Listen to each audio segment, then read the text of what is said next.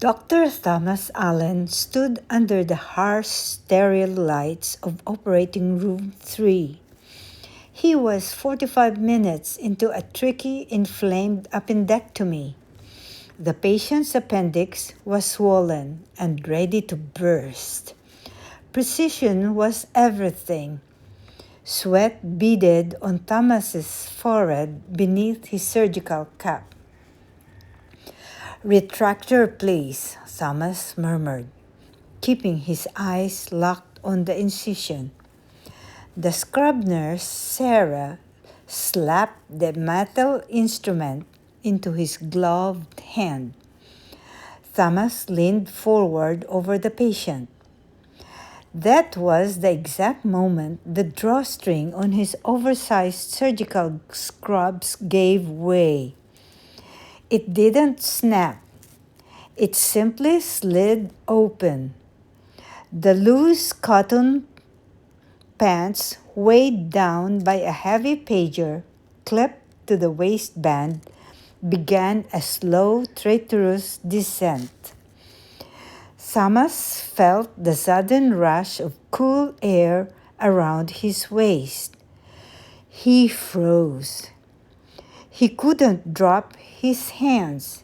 His fingers were deep inside a sterile surgical field. Touching his own waist would contaminate the entire procedure, endangering the patient.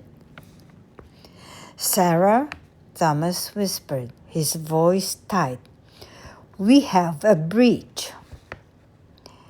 "Did the sterile field get contaminated?" Sarah asked, instantly alert.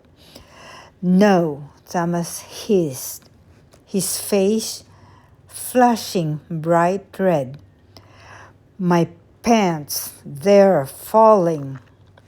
As if on cue, gravity took over. The scrubs slipped completely past his hips, pulling smoothly around his ankles.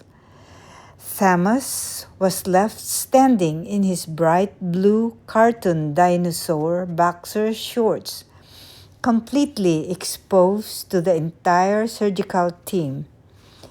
The anesthesiologist sitting behind the patient's head let out a loud snort and quickly disguised it as a cough. The junior resident assisting across the table bit her lip so hard it turned white. The nurse hauled them back up to his waist.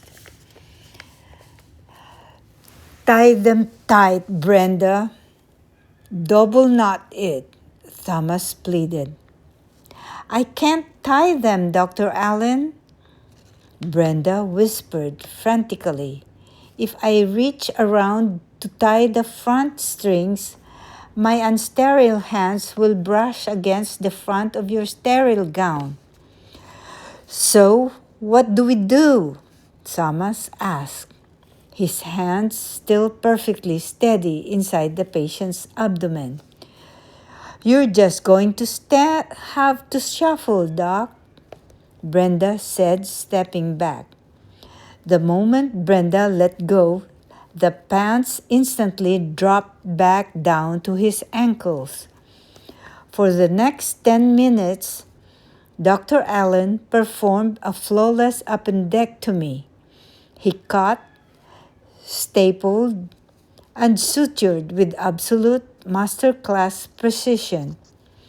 However, every time he needed to shift his waist or reach for a new instrument, he had to perform a ridiculous wide-legged penguin shuffle to avoid tripping over his own trousers.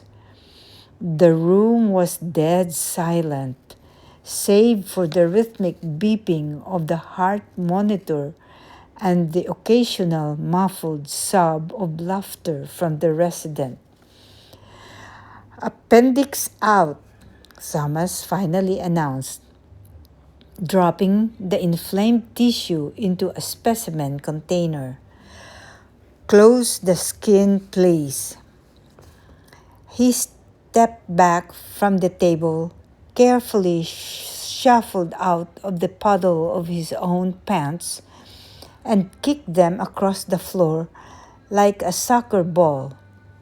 He walked straight out of the operating room to the locker room, clad proudly in his surgical gown and dinosaur boxers. Hope you enjoyed the story.